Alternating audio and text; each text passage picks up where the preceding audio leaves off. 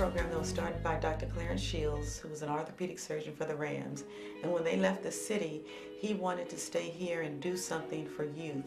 When the team left, I said, I need to give something back to my community. And my goal was to provide a fully equipped rehabilitation center like we had at Ram Park and a certified athletic trainer to be on site, to be there all the time. My goal was to give the same quality of care that I was able to do with professional athletes for the underserved community in Los Angeles. The district financially is strapped, that's the LA Unified School District, and they didn't have an understanding of what an athletic trainer was. So the first step I had to do was to convince them that an athletic trainer is a healthcare professional. They have a degree in diagnosing, treating, and rehabilitating athletic injuries. And my goal first was to convince the district that they should be part of the health team.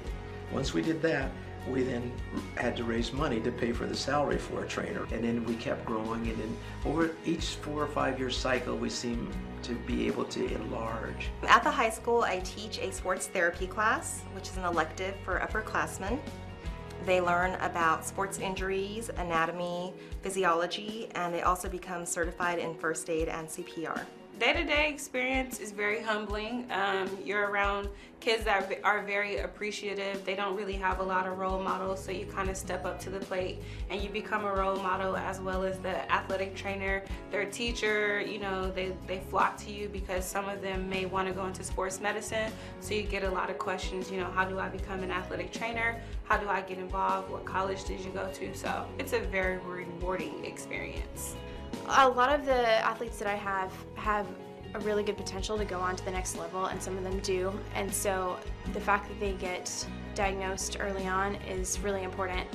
And they also get to not only get diagnosed, but to do follow-up rehab, exercise, and have treatment for whatever injuries they do have. And so then when they go on to the next level, it's already been treated. So we've been growing, we've been evolving, and each year we've been able to improve the quality of the pre-participation examinations. Essentially, a lot of children don't know if they have an irregular heartbeat or have a defect in their heart muscle that would cause sudden death on the field. So part of our exams are to do orthopedic, internal medicine, and cardiac. Every year that we've heard in America that some child has died, some student has died in the athletic field because they've had a bad heart.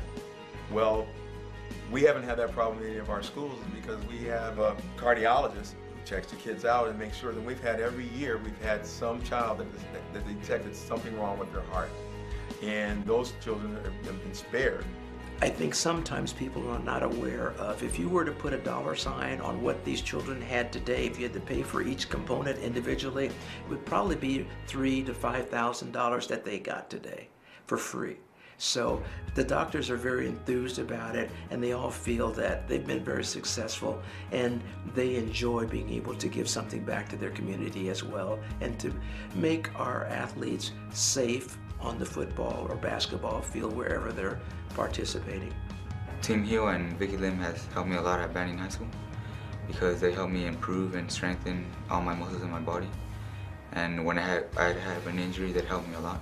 Now I feel safer because now, like, if I get injured, I know someone's going to be there to support me.